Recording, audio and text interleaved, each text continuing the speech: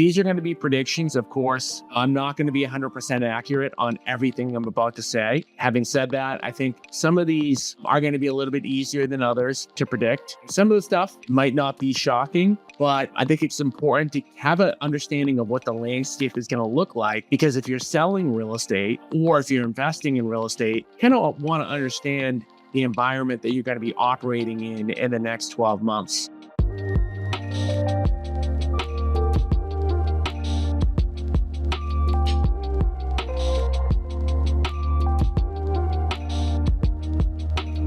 All right, everybody, welcome back to Agent Investor. Agent Investor is the only brand that helps real estate agents get off the real estate roller coaster by teaching real estate agents how to invest in real estate by following what we call the Agent Investor model. You may have heard me talk about this before, but the Agent Investor model is really pretty simple. You, number one, sell real estate for a living. Number two, fix and flip for big chunks of income. To then, number three, invest in either syndications or buy passive income assets to provide yourself with guaranteed monthly income so that you can get off that real estate roller coaster. Guys like you, I was a real estate agent. I'm still technically a real estate agent. I got licensed in 2005. Can't believe that's almost 20 years ago. Had my income always going up and down and up and down, always worried about the market. And it wasn't until I did my first fix and flip deal on 13 Cameron Ave in Somerville, Massachusetts, that the trajectory of everything that I was doing changed. So we teach agents, again, we don't want agents to stop selling real estate. That's how you guys make your living, right? But make sure that you're actively, openly looking for flips. And as you guys know, we've got a partnership program for anybody that either doesn't want to renovate a house on their own, doesn't want to put the capital up, or just wants to hit the easy button. We make it very easy for agents to partner with us on fix and flip deals. And we teach and train on how to do that each and every week. In fact, last week, I got an interesting deal. One in actually the town that I live in, Melrose, Massachusetts. Don't get too many of those deals anymore. Used to do a pretty good amount of business in that town, but haven't gotten a deal there in probably 4 or 5 years. I had an agent reach out to me that told me that they were in an Uber and talked to their Uber driver about real estate. And they're 4 or 5 minutes into the conversation, and the Uber driver tells the agent that they've got a property for sale that needs a little bit of work and they're looking for an offer. And long story short, we ended up coming in, putting the property under contract. They're going to close on that property in just a few weeks. And now we're going to put up the money, do the flip, and then split the profits with that agent 50-50. So if you're interested in learning more about that, how to partner with us, I do a weekly call that you can go to www.partnerwithagentinvestor.com. Again, that's www.partnerwithagentinvestor.com. As of right now, our average fix and flip profit that we're splitting is about $80,000 per flip. Of course, every deal is a little bit different, but if you're interested in following the Agent Investor model, selling for a living, fixing and flipping for big chunks of income to then invest in something that you own or a syndication to provide you with passive income, go to www.partnerwithagentinvestor.com.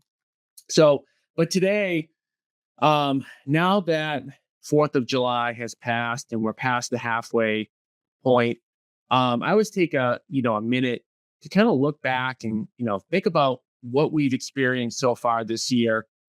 And then think about what the future is going to hold, maybe the next 12 months of what I think is going to happen in the real estate industry.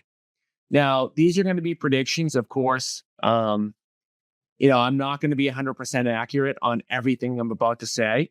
Having said that, I think some of these are going to be a little bit easier than others to predict. And some of the stuff, it might not be shocking, but I think it's important to have an understanding of what the landscape is going to look like Because if you're selling real estate, or if you're investing in real estate, kind of want to understand the environment that you're going to be operating in the next 12 months. So I've kind of written down some notes on some things that I think are likely to happen, and I'm going to go through them kind of one by one. But these are my somewhat bold, somewhat some of them might be a little bit boring predictions for what's going to take place in the next 12 months. And I'm going to give you guys also my insight on why I think, what I think. So I want to start out where really everything starts when it comes to the economy, which is jobs. So for those of you who have kind of been following the jobs market, it's really been interesting. Obviously, in 2020 we had COVID, and after that, people started kind of getting back to work. We've been in this interesting employer-employee market where after COVID, you had a lot of people that didn't want to go back to the office. Some people didn't go back to work, and you really had employee labor shortages. I mean, you had employers doing pretty much everything under the sun to try to get employees back working, making environments, doing things that really have never been done before, remote work or partly remote work, or giving all of these benefits, all of these incentives for people, not just money incentives, but, creating office environments to try to get people back to work. And over the past few months, I've noticed a big shift there. And I'm talking about friends that I have.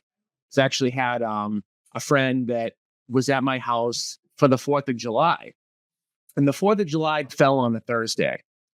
And they had to leave Thursday night. And I said, why are you leaving Thursday night? You've got tomorrow off, right? July 5th, the day after July 4th. And she said to me, no, this is the first year really that I've been with my company that we haven't had July 5th off. So I started asking more questions. And her company specifically is getting a lot more strict with their policies. They're getting a lot more aggressive. The benefits that the company has been giving, the loose policies that they've had for their employees have been kind of changing a little bit. And that is going hand in hand with the unemployment rate ticking up a little bit. So I think what you're seeing here, we've had incredibly low unemployment for a long time. And the unemployment rate being, below 5%, it is incredible. It's been under 5% for such a long period of time post-COVID. Obviously, it spiked up during COVID, but after that, it went way down and it stayed way down.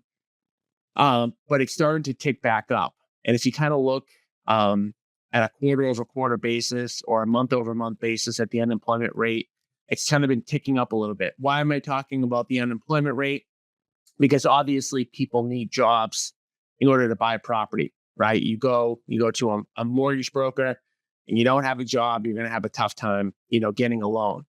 So I think over the next 12 months, we're going to start to see more and more of that.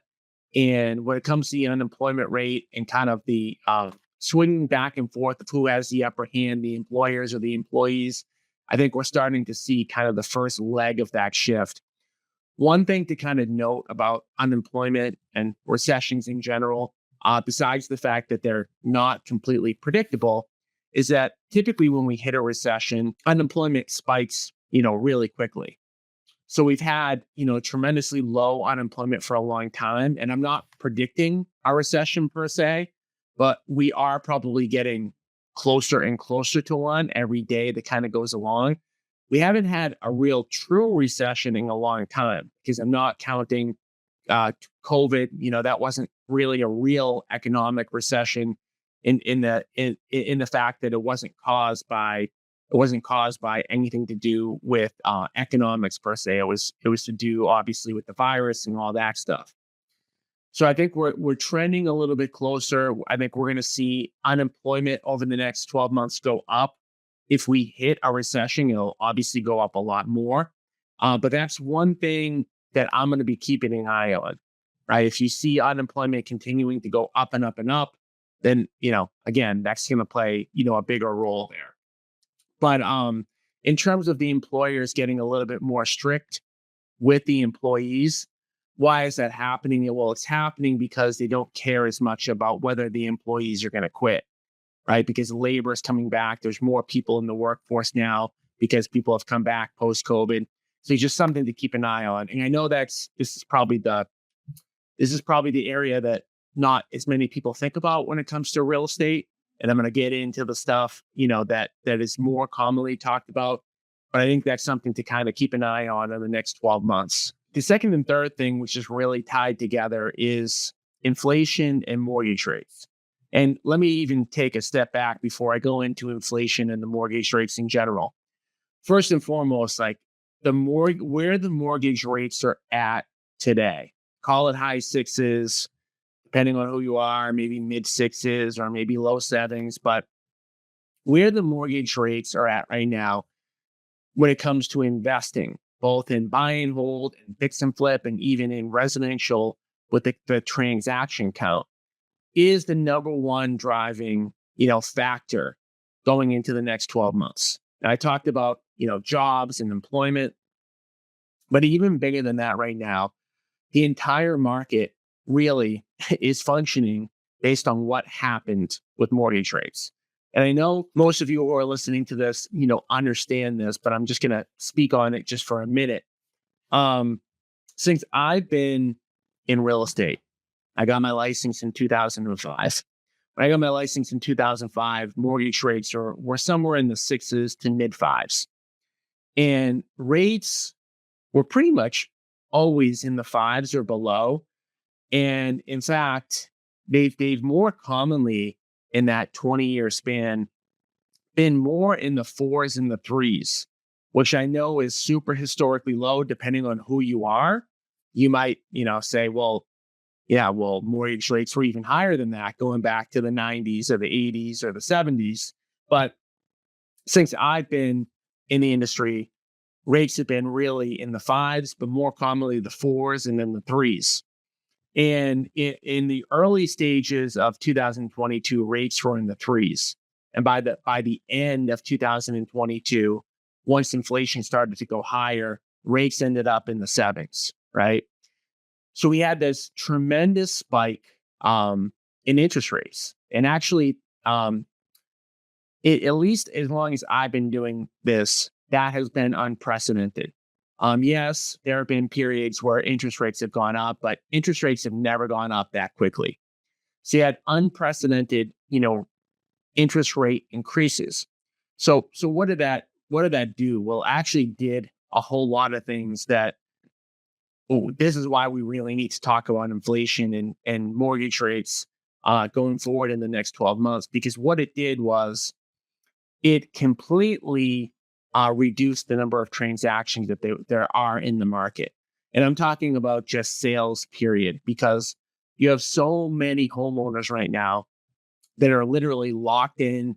They want to move, they want to sell their house, but they've got a 3 or a 4% interest rate, and they can't afford to sell the property that they live in and then move to a new property where they're going to have a 6 or a 7% interest rate.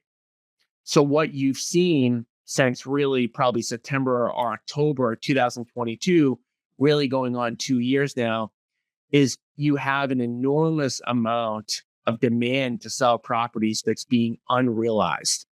And we see it, in our brokerage numbers, we see it in our sale numbers on the, traditional retail brokerage world. And so you've got so many sellers that want to sell right now, but they really can't because they can't afford to. They can't trade a home that has a 3% interest rate or a 4% interest rate for a new home that has a 7% interest rate.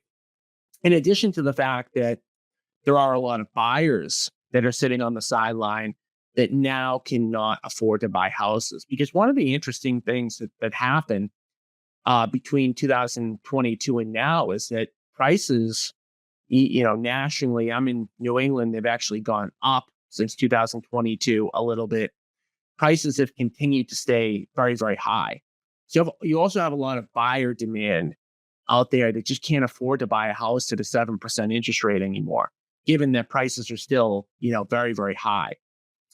So you've got enormous amount of transactions that are not being completed right now because of where mortgage rates are. And that's why it's so important on the residential side. But it also is extremely important on the investment side as well, because it's also impacting the fix and flip business. And a lot of people, I do mention this on my weekly call where I talk about, why do we do the partnership opportunity? Like, why would we ever put up the money, do the construction, and then split the profits 50-50 with agents? Because a lot of people like, well, why? It's a lot to give up. And then the answer that I give in my weekly call, and it's the truth, is that just like agents are having trouble, doing sales right now, we're having some trouble getting to the flip numbers that we need, right? Our business operates and we have employees that function to service doing between 100 and 150 flips per year. Well, with interest rates going up so much and there being a lack of sellers means there's a lack of flips, right? So if somebody that wanted to sell their house to an investor doesn't now because they get a 3% interest rate, right? We're in the same boat as a lot of listing agents. Our volume has been down. So that's why we offered the partnership program. So how, again, the inflation and mortgage rates tie into that is that there's just a lot fewer homes being flipped, right? And even a lot of the marketing that we do, we're running into a lot of the same buyers kind of like over and over again, because when I first started, marketing to sellers, whether I did a mailer, doing calls, or running a pay-per-click ad, there were a lot of houses that were potentially flippable that we wouldn't run into the same people. So in terms of how it's impacting the fix and flip world, it's reducing the number of transactions there because about 20% of all sellers want to sell to a flipper, right? So if you take the number of sellers down, the number of flips go down. But the other area that these interest rates have had a dramatic impact is just cash flowing properties. And really, it doesn't matter the number of units, but with mortgage rates being a lot higher, obviously interest on these properties are going to be a lot higher. It is causing a lot of deals to not cash flow. In fact, we had a 75 unit building that we were going to do in Peabody, Massachusetts. An apartment deal was going to be ground up new construction. We put the property under contract. We actually put a deposit down on the property. And in between the time that we put the property under contract and the time we were going to buy it, rates went up enough that property was no longer going to cash flow. And we decided to not do that deal because, hey, why build an apartment deal if you're not going to make money, right? So all three areas really have been impacted. Residential, retail sales, both on the buyer and the seller side, fix and flips, and long-term buying holds. So I say all this to say, why do we care about what's going to happen? Because it's going to have a dramatic impact. So it starts with inflation. Inflation impacts interest rates. Why does inflation impact interest rates? Well, the theory is that if there's a lot of inflation, the Federal Reserve is going to raise interest rates to weaken the demand that is then going to bring inflation down. So that's at least the theory. Whether it works or not, time, we'll kind of have to see what happened. But inflation got really high, and inflation got up. I think it was actually above 10% in 2022. And, why the Federal Reserve has a target of getting inflation to 2%, that's another story for another day. I could probably do a whole hour, session or recording on that, whether a 2% inflation rate makes any sense at all. But that is what they've said their plan is. They want to get down to a 2% inflation rate, and that they'll start to drop rates, once inflation gets down to that 2% target. And, so we have inflation has, at least measured by the CPI, the Consumer Price Index, inflation has gone down quite a bit off of that 10% rate. I mean, 10% is extremely high. And we've all noticed this, right? So inflation is something that we see every day. We see it, at the gas pump. We see it when we buy milk. We see it everywhere. So we know it's not something that's foreign. It's something that we see literally on a week to week basis when we buy groceries. So inflation has been coming down, and in the past year, inflation has been kind of hovering. I'm gonna misquote the exact amount, but it's been hovering like right around 3%. Three, a little bit over three. And so the Federal Reserve has basically said that they're probably not going to start to cut rates until we get down to about 2%. So we're in this environment right now where everybody in the real estate world needs and really wants inflation to go down so that Federal Reserve can drop the Fed funds rate. So the Fed funds rate doesn't exactly tie to what mortgage rates are. And I don't want to make this too complicated or even confuse myself, but essentially if the Federal Reserve drops rates in general, mortgage rates will drop as well. But as we see on a weekly basis, like the Federal Reserve hasn't touched rates in a while, and mortgage rates continue to kind of go up and down and more directly follow the 10-year Treasury than anything else. But the 10-year Treasury is just kind of a predictor of where interest rates are going to go. So again, where the Federal Reserve is going to go with this is important. So in terms of, my prediction, and I hope, for my sake, right, for more transactions to get done, both in the really for all three things, right? I've got a 400-person real estate brokerage. If interest rates go down, we're going to do more volume on the brokerage side. If interest rates go down, more flips are going to be available. I'll do more flips. And if interest rates go down, the properties that I own are going to cash flow more, and I'm going to be able to do more deals. So I have an extremely vested interest in hoping that mortgage rates go down, which I think a lot of people who are listening to this are kind of in the same boat.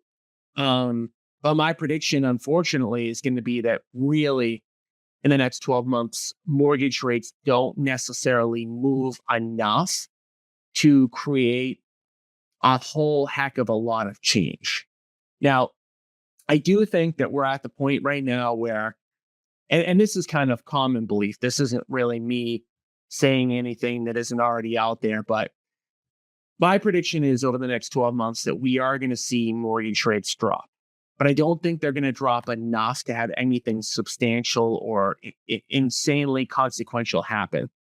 So let's just say that as of today, mortgage rates are in the high sixes. I think in the next 12 months, they're going to kind of, go back and forth between high sixes to probably low sixes. And maybe we'll see periods of time where they're in the high fives. I actually think that might be a stretch. That might be like a best case scenario for mortgage rates to be in the high fives. That all goes with saying that, there is a caveat there that if we hit a huge recession, we hit a depression, we hit something, kind of crazy that's unpredictable, the Federal Reserve will be more likely to cut rates at a moment's notice.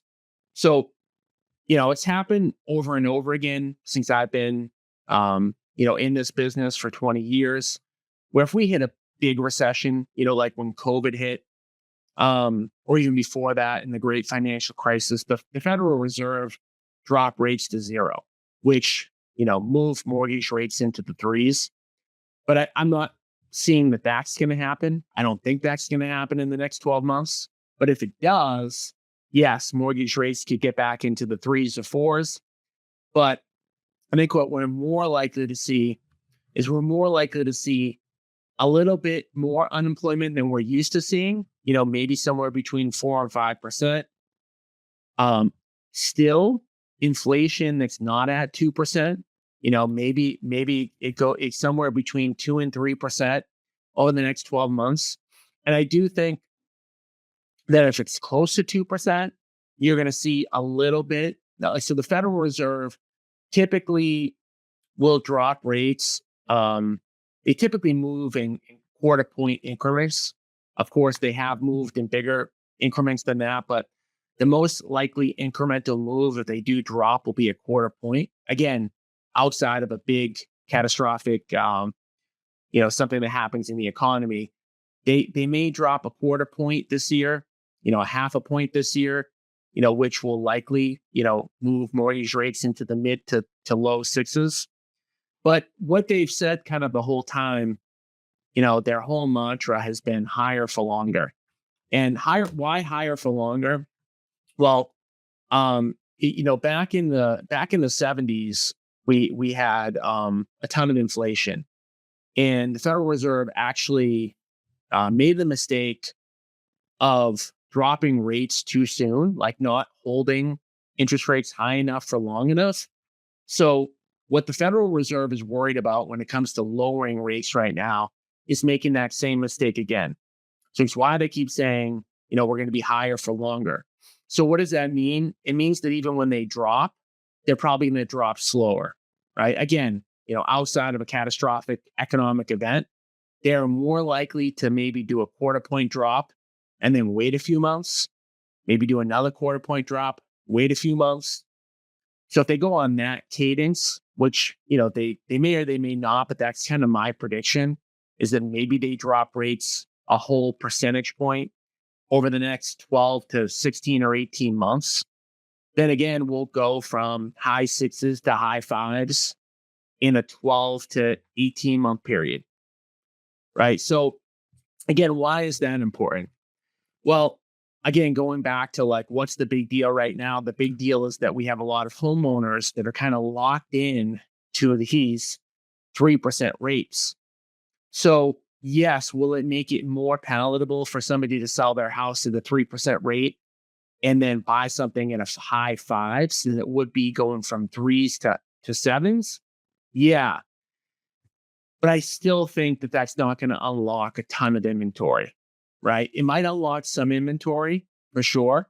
There are going to be some people that have to sell, right? There are people right now that are giving up their 3% interest rate and going with a higher interest rate because they have to. But is it going to compel a lot of people to sell that have 3% interest rates?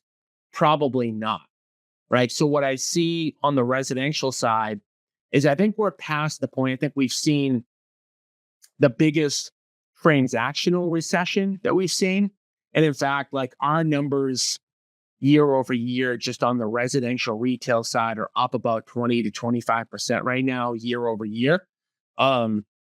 So we're seeing more transactions now. We're seeing more people transacting. I think that if rates go down, into the high fives or the low sixes, you'll see more transactions, but again, not a ton more. So how does that impact the flipping business? Well, if there's more sales, there's going to be more flips. But again, I don't think by a lot. I think there might be more sales and there might be more flips by somewhere in the magnitude of maybe 10 to 20%. Now, again, getting back to these predictions, if mortgage rates gets into the fours, now all bets are off. Now we're going to have more of a transaction wave, right? Even maybe the low fives, but definitely in the fours, we'll see a big transaction wave, which I'm hoping for, right? As I'm saying, all of this stuff, guys,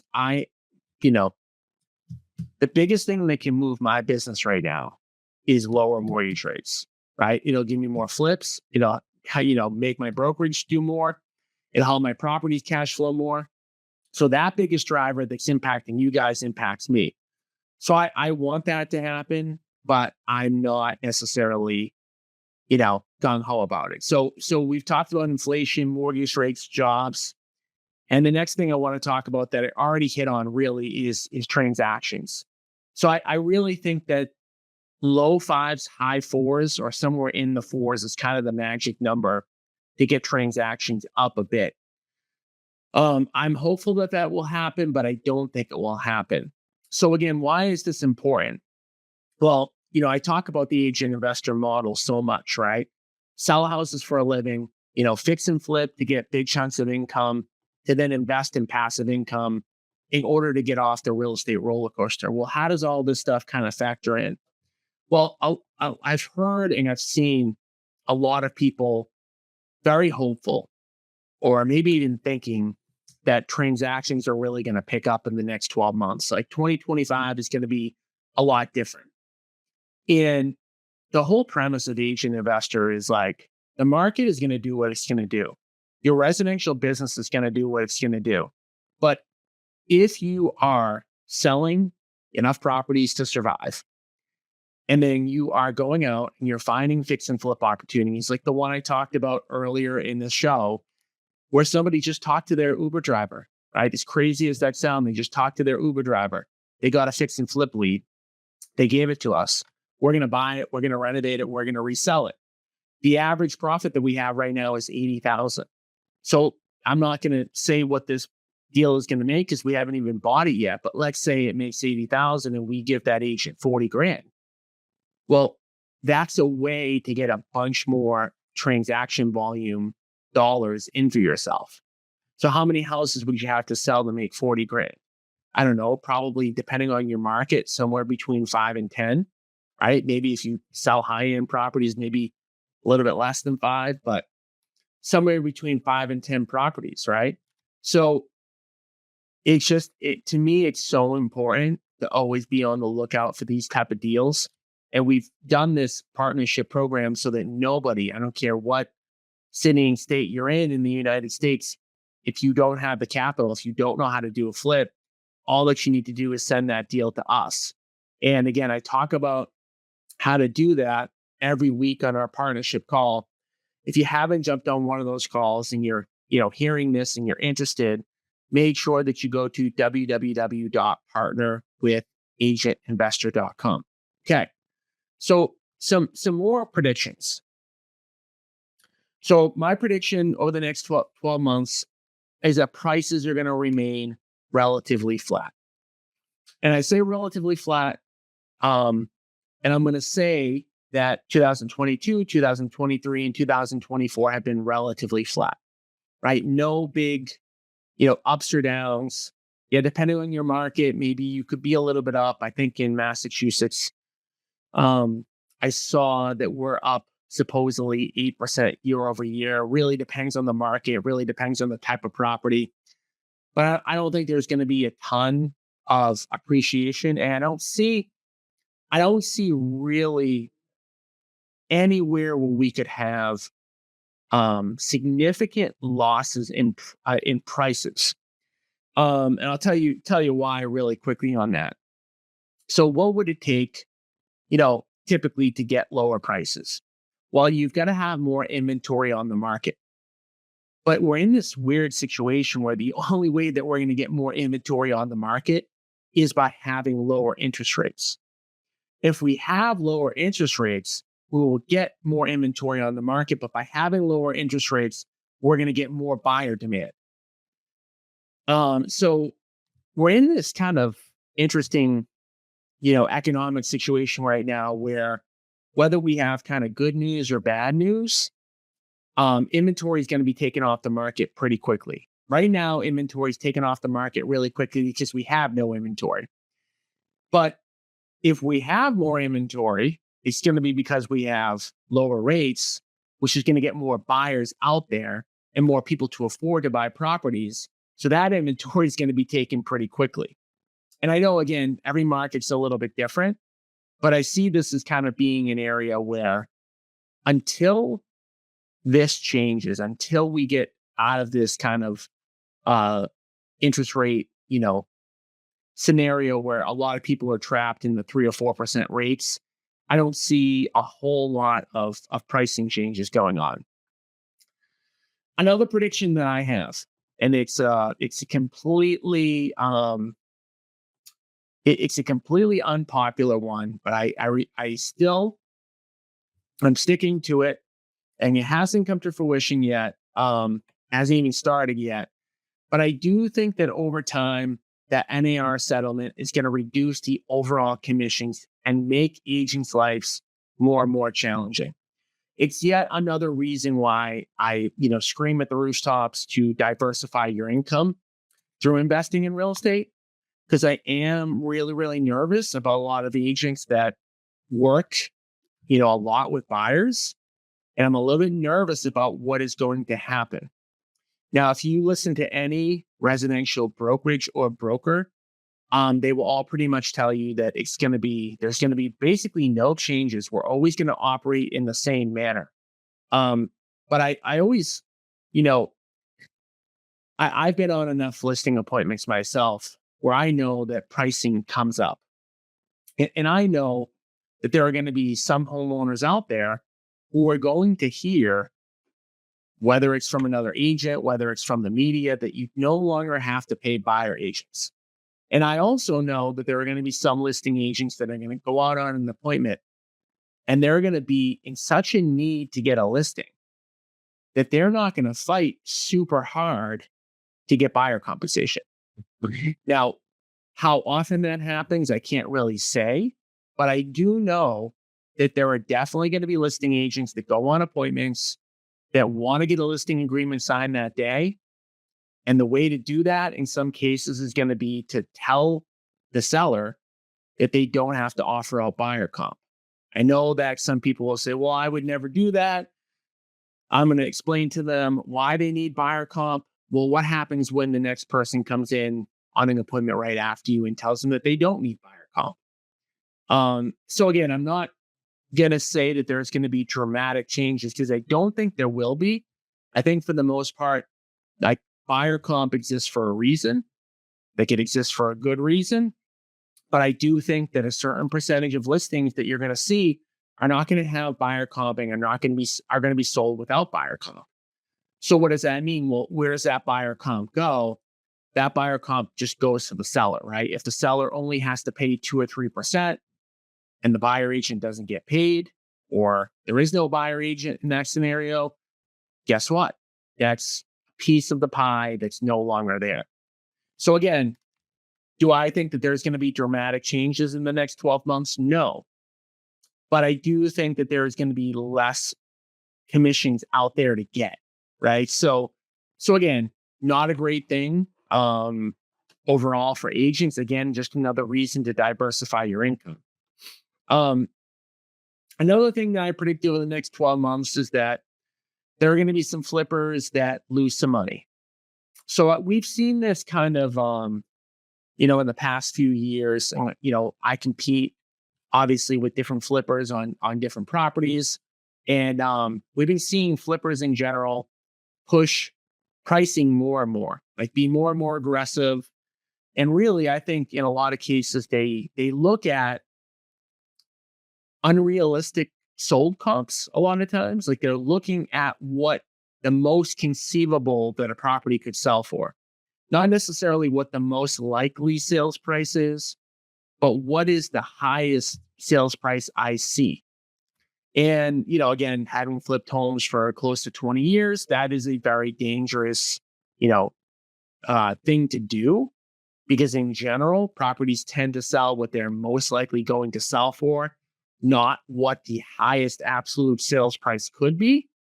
But in the past few years, with inventory being so tight, in some cases, people are getting that. And I think this is going to be the year where that no longer happens. And I think we're going to see some fix and flippers that are pushing it, or maybe some newer fix and flippers that don't get it yet or haven't had the experience potentially lose some money. All right. I also think that rents are going to continue to increase, but not by a dramatic amount. So I think that rents are going to continue to increase. And in this prediction, I'm speaking only specifically for New England, right? So every other prediction I've made has been really a national prediction. On the rental side, I'm talking specifically about New England because it's really the only market that I study. But, there just hasn't been a lot of new units added. And we've had a ton of people that have moved into this area. So I think that rents are going to continue to increase, although not, dramatically. And so those are my main things, going into the next 12 months. And again, harken back to really the agent investor model. Anybody who follows the model, sell for a living, fix and flip to get big chunks of income, or partner with us, and then invest those profits into either syndications or into assets that you own, are going to have a much better chance of surviving. Because again, we really don't necessarily always know what's going to happen, right? Some of these predictions, may not come true, or some of them might, or most of them might. I think a lot of them will, frankly, but you really have to look and say, how do I protect myself? How do I protect my family? If I'm selling 15 houses per year and I need to sell 14 per year to pay my bills, how do I make sure I'm getting guaranteed monthly passive income coming in so that even if I only sell 12 houses, I'm going to be okay? I can't tell you how many successful agents I've seen in the last 24 months leave and go get full-time jobs, which, it's not the worst thing in the world. But, I think a lot of those people would say that they prefer to continue to be in the real estate industry full time. And, it's easy for me to say, but had those agents gone out, follow the agent investor model, and during the years where they're having good years, make sure they're on the lookout for fix and flip deals to then invest that capital into long-term buy and holds or syndications. If those agents, well, maybe we're selling 20 houses a year and now we're only selling 8 houses a year. If they had $100,000 of passive income coming in each and every month, they probably wouldn't have had to go out and get that job. Again, getting a job isn't the worst thing in the world, but in general, whether you have a job or not, having $5 or $10 or $15,000 a month of passive income coming in from residential real estate ownership or investing in syndications is something that you're never going to regret. But yet, again, most people don't have the big chunks of income to be able to put down for down payments or the big chunks of income needed to invest in syndications. How do you get it? You typically don't get it by selling more houses, right? If you sold 20 houses last year, you might need to sell 50 in order to have enough extra capital for a down payment. Well, you can still sell 20, find, 1 or 2 or 3 flips and partner with us or even do some of them on your own, and you're going to get those big chunks of income. So again, for those of you interested in learning more about that model, about how to partner with us, about how the partnership program works, make sure that you register and jump on a call at www.partnerwithagentinvestor.com. I've got a goal of partnering with over 100 agents in the next 12 months. We are at about half of that pace right now. So I need to step up my game, and I hope that you step up your game and decide that you want to work with us. We have, at this point, a ton of great testimonials and people that you probably know. You can go to my Facebook page at Tommy Caffarella, Tommy Caffarella, and you just scroll down and kind of see who we're partnering with, where the deals are.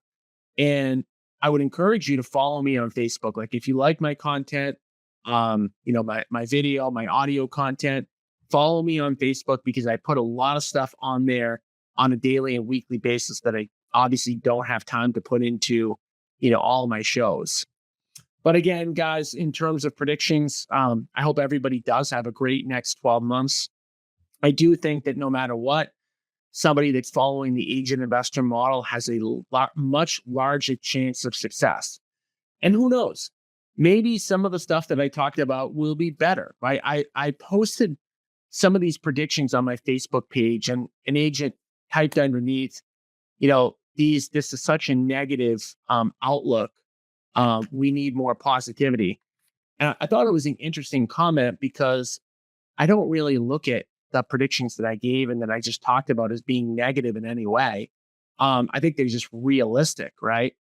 And I don't think that simply by having a positive attitude, you're going to get great results. I do think having a positive attitude is a great thing, but you need to have a positive attitude and a great plan. Having a positive attitude alone it's factually not enough, right? So again, I hope that everybody has a great year. I hope that maybe some of the predictions that maybe sounded negative are wrong. But I think no matter what, you want to put yourself in a position to succeed and put yourself in a position where you don't need everything to go right to have a great year, right? Have an insurance plan. I mean, I guess maybe when we talk about the agent investor model, more like anything else, it's an insurance plan that's going to allow you to continue to sell real estate and grow your net worth regardless of what happens in the market. So I want to thank everybody for jumping on. We'll be back next week. All right. Thanks, guys. I appreciate you jumping on.